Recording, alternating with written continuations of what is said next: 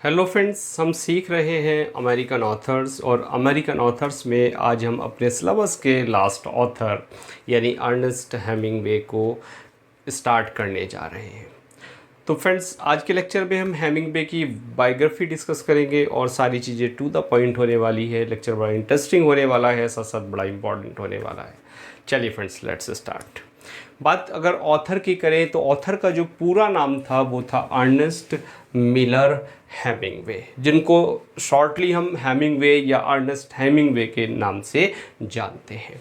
अगर बॉर्न और डेथ की करें तो ऑथर जुलाई में ही पैदा हुए और जुलाई महीने में ही ऑथर की डेथ हो गई। अंतर था फ्रेंड्स, जो पैदा हुए थे वो हुए थे 21 जुलाई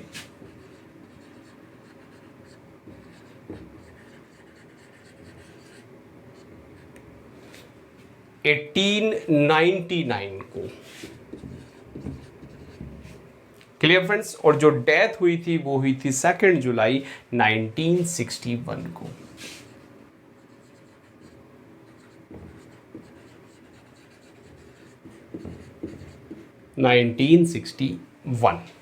अगर जन्म की बात करें तो ऑथर का जो जन्म हुआ था वो हुआ था सिसेरो में। और ये जो सिसेरो है ये है नाउ इन ओक पार्क में है, इलिनॉइस यूएस में।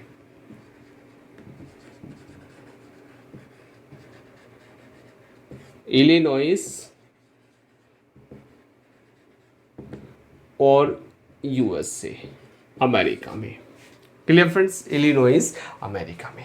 और जो डेथ की बात करें तो डेथ जो हुई थी वो हुई थी फ्रेंड्स कैचहम इडाहो में। Ketchum Idaho. Clear friends.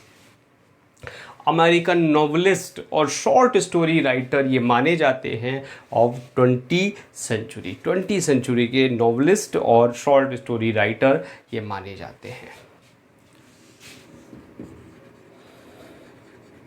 known as novelist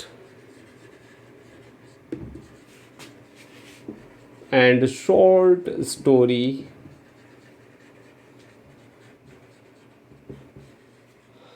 writer of 20th century। बात क्लियर हो गई फ्रेंड्स। और ख़ास बात यह है कि विलियम फॉकनर को जो मिला था, नोबेल प्राइज़ मिला था इन द ईयर 1949। और ये अमेरिकन ऑथर हमारे सिलेबस में दूसरे हैं जिनको भी नोबेल प्राइज़ मिला। और किस ईयर मिला? इन the year 1954। Awarded the Nobel prize for literature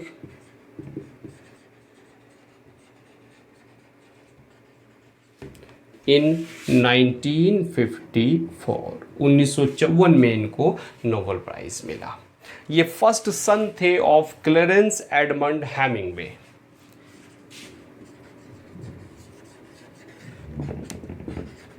the first son of, क्या नाम था फादर का? Clearance Edmund Hemingway.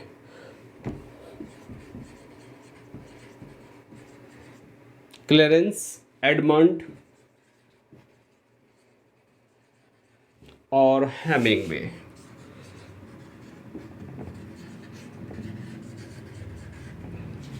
Clear friends. और जो फादर थे इनके वो क्या थे?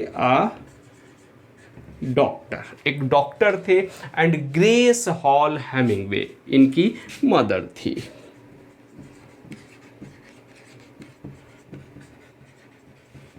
Hall Hemingway. और फ्रेंड्स, हमारे पीजीटी राइटर में अकेले ऑथर ऐसे हैं जिन्होंने सुसाइड कर ली थी। नेचुरल डेथ नहीं थी, सुसाइड थी। हेमिंगवे ने सुसाइड की थी। और ख़ास बात यह है कि हेमिंगवे के जो फादर थे यानी क्लेरेंस एडमंड हेमिंगवे जो डॉक्टर थे, इन्होंने भी सुसाइड कर ली थी। Clear friends. तो देखते हैं कौन कौन से पॉइंट हमने लिखे। बॉर्न और डेथ। 1899 में बॉर्न, डाइड इन 1961, पैदा हुए सिसेरो में या ओक पार्क जो जाना जाता है इलिनॉइस यूएस में। और कैचम इडाहो में डेथ। शॉर्ट स्टोरी राइटर और नॉवलिस्ट के रूप में इनको जाना जाता है 20th सेंचुरी के। क्लियर फ्रेंड्स, फर्स्ट सन थे किसके? क्लेरेंस एडमंड्स हेमिंगवे के, जो डॉक्टर थे, और ग्रेस हॉल जो उनकी मदर थी। नोबेल प्राइज मिला लिटरेचर का इन द ईयर 1954। तो चलिए पॉइंट्स नोट करते हैं, फिर आगे बढ़ेंगे। फ्रेंड्स, अगर एजुकेशन की बात करें तो in the year 1917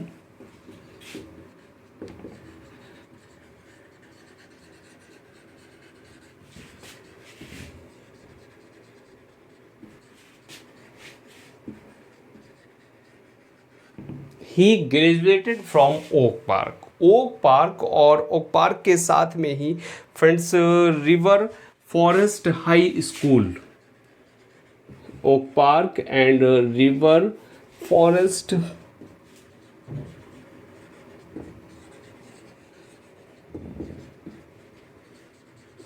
high School से उन्होंने ग्रेजुएशन किया। और ग्रेजुएशन के बाद ही did not enter college but went to Kansas City. फिर वो कॉलेज नहीं गए और वो कहाँ चले गए? Kansas City, where he was employed as a reporter for the Star. वहाँ एक पेपर था द स्टार के लिए वो एक रिपोर्टर के रूप में एम्प्लॉयड हो गए। क्लियर फ्रेंड्स, ग्रेजुएशन के बाद ही did not enter college but he went to, कहाँ चले गए? Kansas city.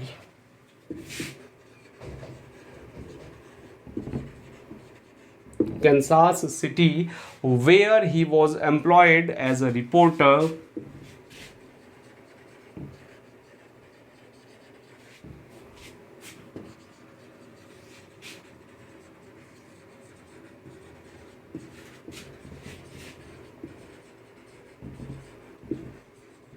फॉर, वहां रिपोर्टर रहे किसके लिए? The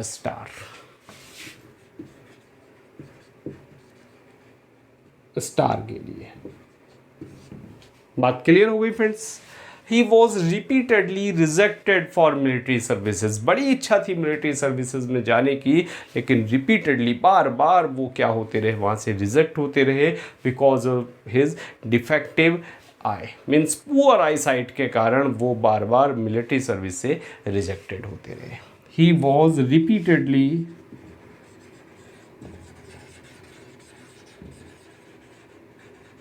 rejected for military service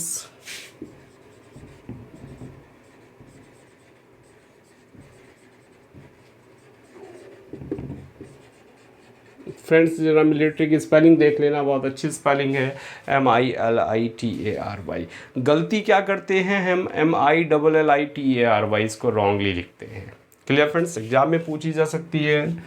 for military service, repeatedly rejected for military service because of a defective eye।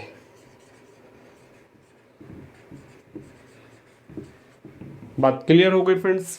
और इसी के साथ साथ ही managed to enter World War first. जो वर्ल्ड वॉर फर्स्ट था उसमें एक एम्बुलेंस ड्राइवर के रूप में इन्होंने काम किया। Clear friends, for American Red Cross के लिए। But he managed to enter World War first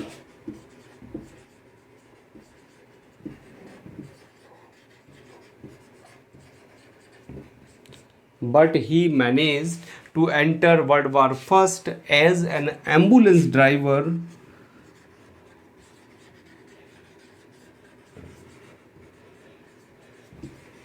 और फ्रेंड्स बड़ी अच्छी स्पेलिंग है एम्बुलेंस की, देख लेते हैं ज़रा। Anbu, AMBULANCE, lance means Anbu में यहाँ ई नहीं है, ए है, गलती यहाँ ई की मिलेगी आपको। क्लियर फ्रेंड्स, एम्बुलेंस ड्राइवर और किसके लिए? For American Red cross.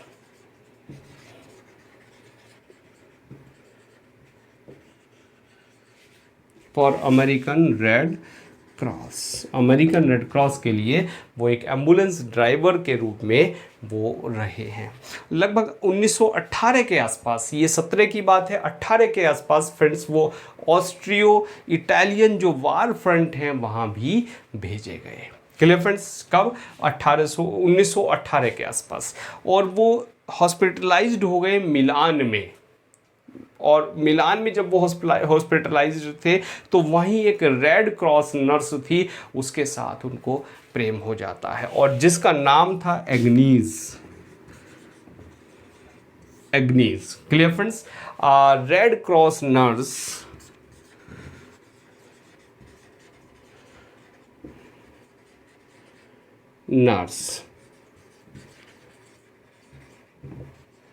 declined to marry him। उसने उनको डिक्लाइन कर दिया शादी करने के लिए। बात क्लियर फ्रेंड्स? तो देखते हैं कौन कौन से पॉइंट लिखे हमने कि ग्रेजुएशन किया कहाँ से किया, Oak Park and River Forest High School से। इसके बाद एजुकेशन छोड़ दी, कंसास सिटी पहुंच जाते हैं, वहाँ द स्टार के लिए वो एक न्यूज़पेपर रिपोर्टर हो जाते हैं। बार बार मिलिट्री सर्विसेज से वो रिजेक्ट होते रहे because of defective I. Clear friends? World war first के दौरान वो एम्बुलेंस ड्राइवर रहे हैं, कहाँ? Red cross, American Red cross की तरफ से। और एग्नीज जो एक रेड क्रॉस नर्स थी, while he was admitted hospitalized in Milan, तो he was declined by a Red Cross nurse। Clear friends? तो सारे पॉइंट क्लियर, चलिए नोट करते हैं फिर आगे बढ़ेंगे।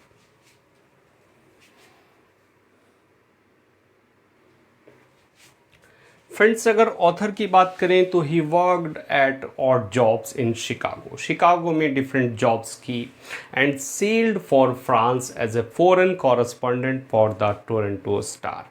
एक पेपर था टोरंटो स्टार, टोरंटो स्टार के लिए एक फॉरेन कॉरेस्पॉन्डेंट के रूप में ये फ्रांस गए। Clear friends? He worked eight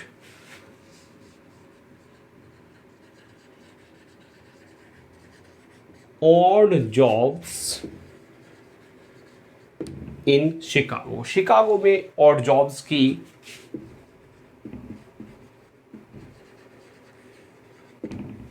और इसी के साथ साथ and he sailed for France as a foreign correspondent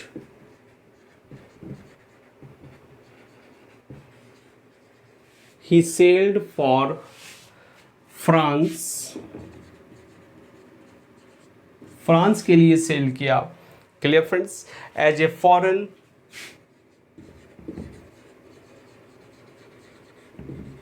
correspondent for the Toronto Star.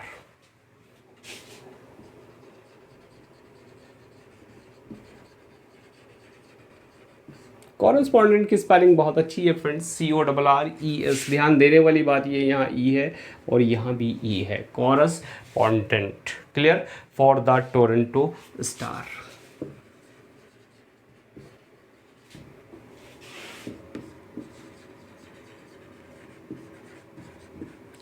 Toronto Star के लिए फ्रांस गए as a foreign correspondent. In the year 1925, 1925 में हिज फर्स्ट इंपॉर्टेंट बुक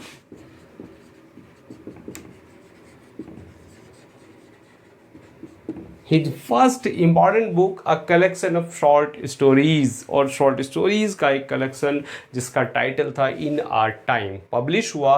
कहाँ हुआ? इन न्यूयॉर्क सिटी में, New York city में। Clear friends?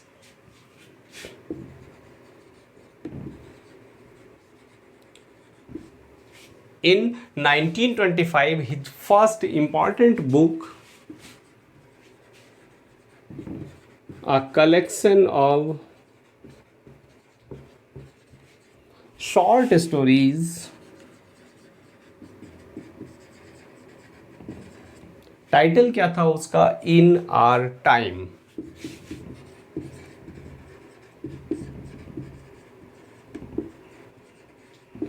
Was published, वो publish हुआ। बात क्लियर फ्रेंड्स? और कहाँ पब्लिश हुआ? In New York city.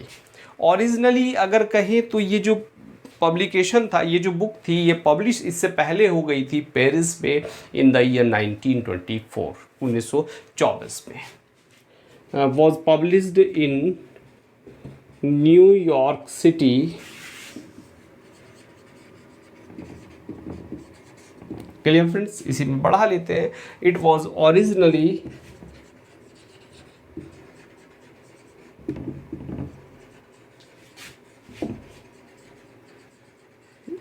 released in Paris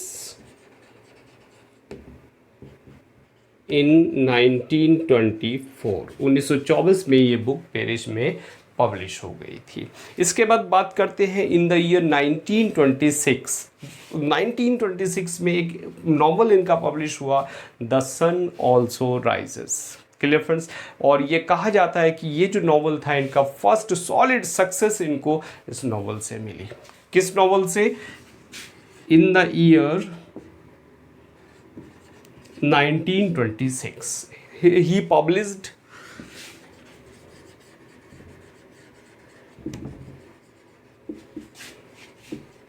the sun also rises. The sun also rises को पब्लिश किया, अ नॉवल विद विच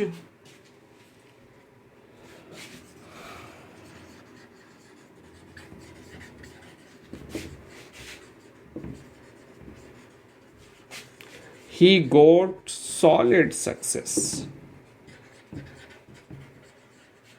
इसी से एक सॉलिड सक्सेस उनको मिली। और फ्रेंड्स इसके बाद एक और नॉवल उनका पब्लिश हुआ, टॉरेंट्स ऑफ स्प्रिंग। क्या? The torrents of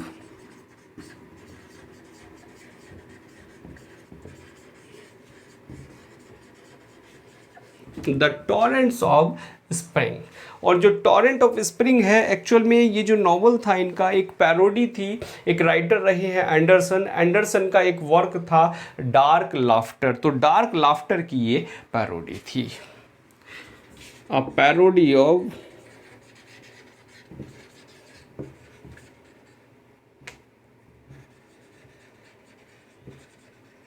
Anderson's Dark laughter.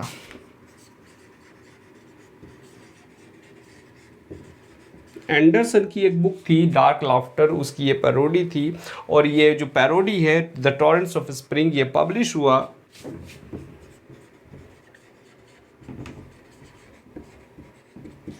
1926 पे। बात क्लियर फ्रेंड्स? तो देखते हैं क्या पॉइंट्स हमने लिखे कि ही worked at odd jobs, Chicago में ऑड जॉब्स उन्होंने की, और वो फ्रांस के एक टूर पर गए as a foreign correspondent for the Toronto Star. जो पेपर था एक टोरंटो स्टार के लिए। 1925 में उनकी जो फर्स्ट इंपॉर्टेंट बुक थी कलेक्शन ऑफ शॉर्ट स्टोरीज, जिसका टाइटल था इन आवर टाइम्स, वो पब्लिश होती है न्यूयॉर्क सिटी में। और ओरिजिनली ये रिलीज कर दी गई थी 1924 में इटली में। 1926 में एक नॉवल उनका पब्लिश हुआ जिसका नाम था द सन ऑल्सो राइजेस, जिससे उन्हें सॉलिड सक्सेस मिल गई। और इसी के साथ साथ 26 में ही एक दूसरा novel the torrents of spring, जो एंडरसन था, एंडरसन की पैरोडी थी, उनकी एक बुक थी एंडरसन की, क्लियर फ्रेंड्स, जिसका टाइटल था डार्क लाफ्टर, उसकी पैरोडी थी और ये पब्लिश हुई 1926 में। तो सारे पॉइंट्स क्लियर, चलिए नोट करते हैं फिर आगे बढ़ते हैं।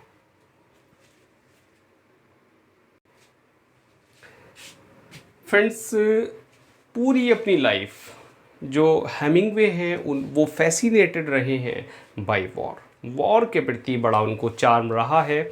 और he flew several missions with the Royal Air force.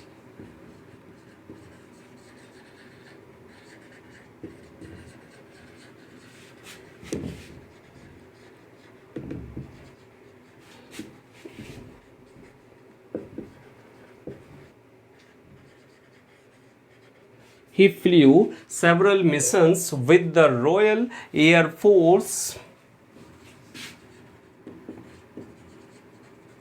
जो रॉयल एयरफोर्स है उसके साथ बहुत सारे मिशंस इन्होंने किए। और even he crossed the English Channel. He crossed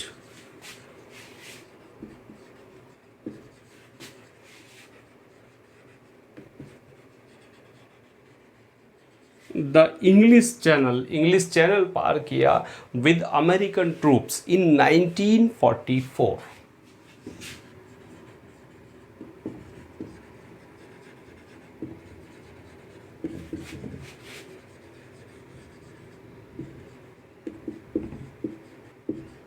इन 1944 और लगभग जून के आसपास की बात थी जब उन्होंने ये इंग्लिश चैनल पार किया था। 1960 में ही left Cuba and settled in Ketchum Idaho. Ketchum Idaho में वो सेटल हो गए क्यूबा छोड़ के। किस सन में? 1960। In 1960, Hemingway had left Cuba. He had left Cuba. Cuba छोड़ चुके थे and settled in Ketchum, Idaho.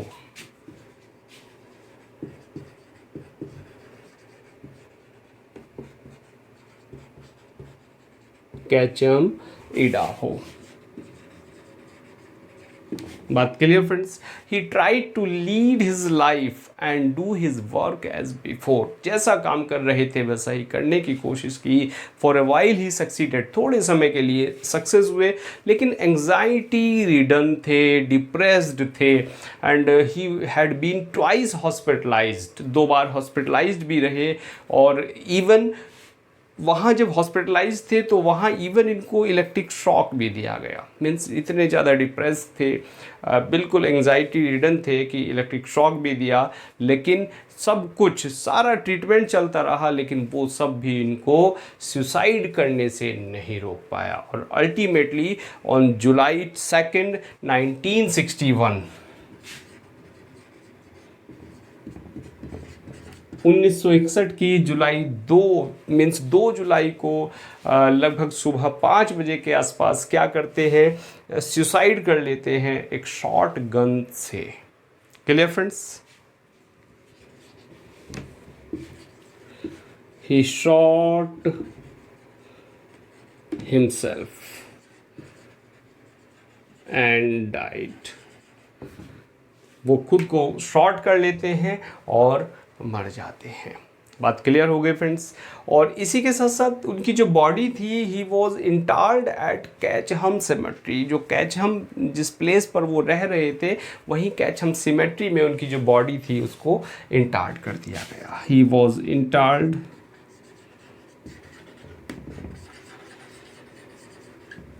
In the Ketchum symmetry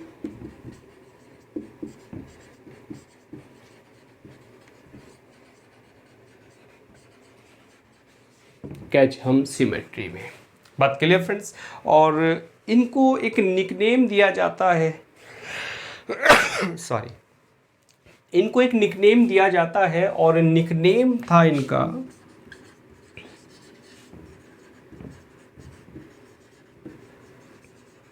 पापा। क्या निकनेम था ऑथर का? पापा। ऑथर की मैरिज की बात करें तो ऑथर ने 4 टाइम्स मैरिज की, 4 बार शादी की। तो चलिए पहले इसको नोट करते हैं, फिर एक बार शादी जो है इनकी जो मिसेज हैं चारों, उनके नाम हम नोट कर लेते हैं। ऑथर ने 4 टाइम्स शादियां की। He married 4 times.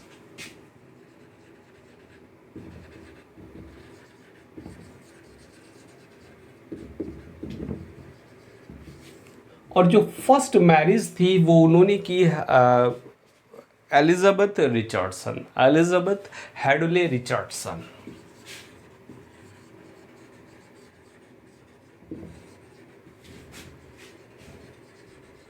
और जो फर्स्ट मैरिज थी वो थी फ्रेंड्स 1921 में। और जो उसके बाद 27 में डिवोर्स ले लिया, फिर दूसरी शादी कर ली डिवोर्स लेके, पोलाइन पेफिफा।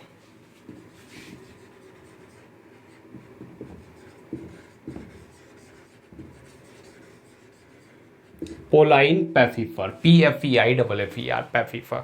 तो इनसे शादी की इन्होंने 1927 में। Clear friend? सेकंड मैरिज हो गई। और जो थर्ड मैरिज थी वो थी मार्था गैलहॉर्न, वो थी 1940 में।